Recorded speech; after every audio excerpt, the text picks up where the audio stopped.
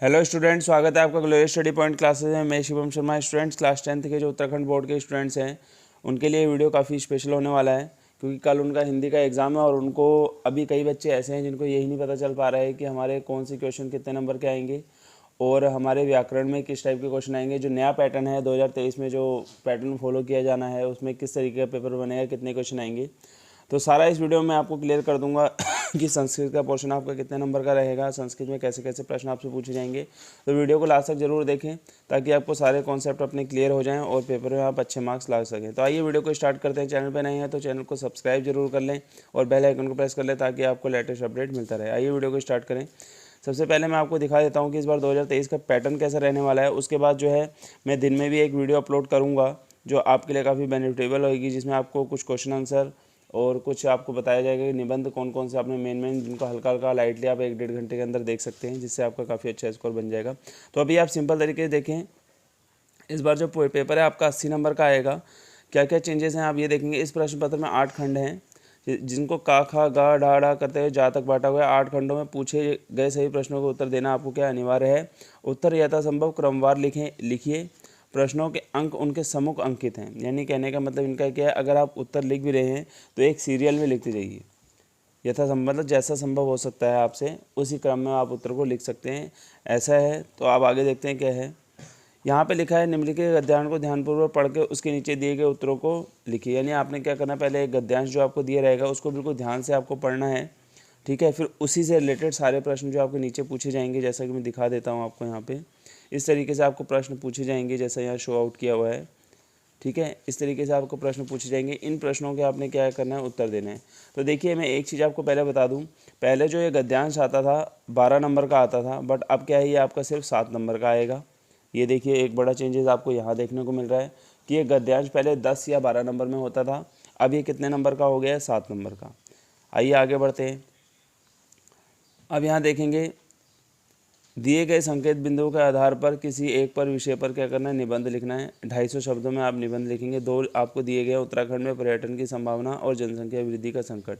देखो पेपर में ये जनसंख्या वृद्धि का संकट जो है 2 तरीके से पूछा जाता है, बढ़ती हुई जनसंख्या, ठीक है, या जनसंख्या का हमारे देश पर प्रभाव, ठीक है, बढ़ती जनसंख्या का हमारे देश पर प्रभाव, और एक दूसरा ये लिखा है जनसंख्या वृद्धि का संकट, ठीक है। तो ये जो आपका निबंध है काफ़ी इंपॉर्टेंट है, इसको आप ज़रूर देखें। इससे रिलेटेड और भी है कई, जैसे पर्यावरण प्रदूषण हो गया, कोरोना एक वैश्विक महामारी, विज्ञान एक अभिशाप, वरदान और अभिशाप, इस तरीके से जो निबंध है आपके ज़रूर पूछे जाते हैं, ठीक है। और कंप्यूटर का आज की आधुनिक दुनिया में इस तरीके से निबंध आता है। कुछ भी है मतलब इनके वर्ड इस तरीके से रहते हैं कि आप बच्चों को कन्फ्यूज़ ज़्यादा करते हैं। तो आप कंप्यूटर से रिलेटेड, विज्ञान से रिलेटेड और पर्यावरण से और जनसंख्या से, इन 4 टाइप्स के निबंध को जरूर पढ़ के जाएं, क्योंकि इनमें से ये एक जो है आपके एग्जाम में पूछा जाता है, ठीक है। 250 शब्दों का निबंध लिखा है। 250 शब्द लगभग लगभग आपके 2.5 पन्ने होंगे उस बोर्ड की कॉपी के, ठीक है, क्योंकि बोर्ड की कॉपी अच्छी खासी बड़ी होती है, तो उसके कम से कम आप 2.5 से 3 पन्ने जरूर लिखेंगे 250 शब्दों में। आइए आगे देखते हैं। अब यहाँ पे देखिए जो आपका पहले लेटर, ठीक है, यानी जैसे पत्र बोलेंगे आप, वो पहले 4 नंबर का, और सॉरी पहले 5 नंबर का आता था, वो 4 नंबर का कर दिया गया है, ठीक है। 1 नंबर उसमें भी कम कर दिया इन्होंने। अब देखेंगे यहाँ पे जनपद स्तर पर आयोजित वाद विवाद प्रतियोगिता में प्रथम स्थान प्राप्त करने पर छोटी बहन को बधाई देते हुए। देखो एक चीज़ का आप ध्यान रखना, आपको 2 तरीके के पत्र देखने को मिलेंगे। पहला ये कि किसी को बधाई देने पे, दूसरा ये कि किसी की कंप्लेंट करने पे, यानी नगर पालिका अध्यक्ष को या सुपरवाइज़र को या किसी भी तरीके मच्छर की दवाई छिड़काई के लिए, किसी भी तरीके अपनी गली में मच्छरों का प्रकोप ज़्यादा हो जाने पर उनके लिए आपको क्या करना है, एक पत्र लिखना है। तो यहाँ पे देखेंगे अपने क्षेत्र में किसी से समाचार पत्र के संपादक को अपने क्षेत्र में शुद्ध पेयजल आपूर्ति हेतु, देखो यहाँ पे भी आपको क्या एक शिकायत के लिए, यानी आपको एक पत्र जो मिलेगा एक शिकायत के लिए मिलेगा और एक बधाई के लिए मिलेगा। तो आप दोनों में से कोई सा भी एक पत्र लिख सकते हैं। मेरे अकॉर्डिंग आप बधाई से रिलेटेड एक पत्र ज़रूर याद करके जाएं, क्योंकि उसमें बधाई के लिए बर्थडे की भी बधाई हो सकती है, शादी की भी बधाई दे सकते हैं आप, किसी के स्कूल में प्रथम आने की बधाई दे सकते हैं। देखो लिखने का कॉन्सेप्ट सबका एक जैसा रहेगा, तरीका एक जैसा रहता है, बट यह है कि आपको पता होना चाहिए आपने लिखना क्या है, ठीक है। मेरा ये वीडियो बनाने का पर्पज़ यही है कि आपको पता चल जाए आप पेपर में करेंगे कैसे, ठीक है। पढ़ना आपने सब कुछ अपने हिसाब से है, ठीक है।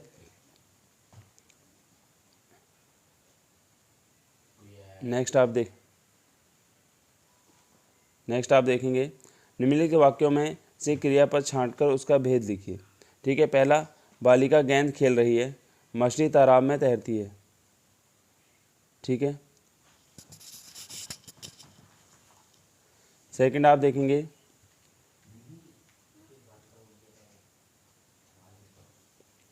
यथा निर्देश, आगे देखेंगे लिखा है इसमें निम्नलिखित वाक्यों में क्रियापद छांटकर उसका भेद लिखिए।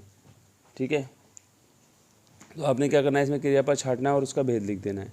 ठीक है, आप जो भी इसमें जैसे खेल रहा है, क्रिया क्या होती है जो आप भी काम करते हैं या उसका काम का होना पाया जाता है, वो सब क्रिया के अंदर होंगे। जैसे खेलता है, कूदता है, गाता है, नहाता है, पहनता है, वो सब आपके क्या है, पढ़ता है, रोता है, हंसता है, तो ये सब आपके क्या आएंगे, क्रिया के अंदर आ जाएंगे। ठीक है, तो आगे देखेंगे आप प्रश्न नंबर 5 में यथा निर्देश उत्तर लिखिए। यथा निर्देश उत्तर लिखना यानी जो आपसे पूछा जाएगा उसी के अनुसार आप अपना क्या लिखेंगे, उत्तर लिखेंगे। अभी यहाँ देख लेते हैं, ये प्रश्न आपके व्याकरण वाले ठीक हैं, ये पहले भी 2-2 नंबर या 1-1 नंबर में पूछे जाते थे, अभी भी फिलहाल ये उतने के ही हैं, इसमें कोई चेंजेस नहीं है। देखिए लिखा है लता का स्वास्थ्य अच्छा है इसलिए वह दौड़ में प्रथम आई, यानी समुच्चय बोधक शब्द छांट कर आपको इसमें लिखना है, यानी जो क्या कर रहा है, एक ग्रुप को यानी इन्हें जोड़ रहा है। ठीक है, तो आप इसको लिखें चीता तेज दौड़ता है, क्रिया विशेषण छांटना है, क्रिया विशेषण आपको जानना है, तेज दौड़ता है यानी इसमें क्रिया विशेषण आपका तेज दौड़ता हो जाएगा। ठीक है, ये मैं आपको बता देता हूँ क्योंकि तेज क्या है, आप एक उसकी विशेषता बता रहा है, दौड़ता क्या है, एक क्रिया है। ठीक है, निम्नलिखित वाक्यों को निर्देशानुसार परिवर्तित कीजिए, यानी कह रहे हैं मैंने उसे पढ़ाकर नौकरी दिलवाई, संयुक्त वाक्य में बदली। इसे संयुक्त वाक्य में आपने बदलना है, जैसे आप इसे लिख सकते हैं मैंने उसे पढ़ाया और उसको नौकरी दिलवाई, ऐसे करके आप अपने हिसाब से इसे बना सकते हैं। क्रमवाच्य में लिखिए, क्रमवाच्य मोहन शतरंज खेलता है। क्रमवाच्य मतलब आप क्या है, इसको एक सीरियल वाइज लिखना है।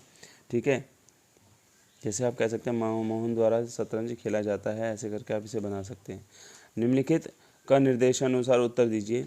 राम द्वारा धनुष मोड़ा गया। ठीक है, ये थोड़ा गलत है, यह लिखा हुआ है राम द्वारा धनुष तोड़ा गया। ठीक है, यहाँ पे मोड़ा नहीं गया, तोड़ा गया होगा। भरत पुस्तक पढ़ता है, क्रमवाच्य में लिखिए भरत द्वारा पुस्तक पढ़ी जाती है, ऐसे करके आप इसे लिख सकते हैं। ठीक है, आगे देखेंगे यहाँ पे आपके पर्यायवाची शब्द आएंगे। ठीक है, इसको आप ध्यान रखना, समानार्थी शब्द और पर्यायवाची लगभग एक ही हैं। ठीक है, इसमें ऐसे ही पूछ सकता है कमल का समानार्थी लिखिए, तो आपने पर्यायवाची ही कमल का लिखना है जो होता है। ठीक है, नीचे आपको एक काव्यांश दिया जाएगा, पहले ये आपका 5 नंबर में आता था, ये अब 4 नंबर में आने लग गया है।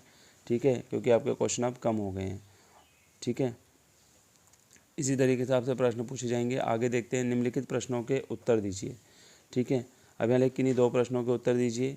यहाँ पे देखेंगे पहले 2.5 नंबर में, 3-3 नंबर में थे, अब 2-2 नंबर में आपके प्रश्न हो गए हैं। भ्रमर गीत से आप क्या समझते हैं तथा भ्रमर गीत किसका प्रतीक माना गया है? बिल्कुल इंपॉर्टेंट क्वेश्चन है, अट नहीं रही, ये तो मोस्ट इंपॉर्टेंट क्वेश्चन है। उत्साह कविता में बादल किन किन अर्थों की ओर संकेत करता है? ये वेरी इंपॉर्टेंट क्वेश्चन।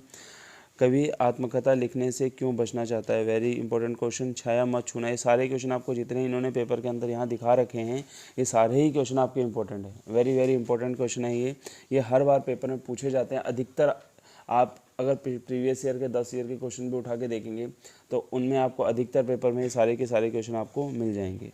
ठीक है, नेक्स्ट आपका यहाँ पे देखिए एक नई चीज़ आपको ऐड करी है इन्होंने। निम्नलिखित गद्यांश को आपने पढ़ना है और नीचे दिए गए प्रश्नों के उत्तर आपको देने हैं। यहाँ देखेंगे 2 प्रश्न आपको दिए हैं, इनको आपने उनको पढ़ के इसका उत्तर देना है। इनमें 2 खंड हैं कि जिसमें से आपको किसी एक को लिखना है, 2 में से। आगे देखिए जो फिर आपके प्रश्न उत्तर आ गए हैं, ये आपके 2-2 नंबर के फिर 2 प्रश्न आ गए हैं 13वें नंबर पे। जैसे नेताजी का चश्मा, वेरी इंपॉर्टेंट। ठीक है, संस्कृति पार्ट पर से ये इतना इंपॉर्टेंट नहीं है क्योंकि ये क्वेश्चन इतना ज़्यादा आता नहीं है। पाठ प्रतीत के आधार पर बताइए बाल गोविंद भगत सामाजिक मान्यताओं को नहीं मानते थे, बहुत ज़्यादा इंपॉर्टेंट क्वेश्चन है।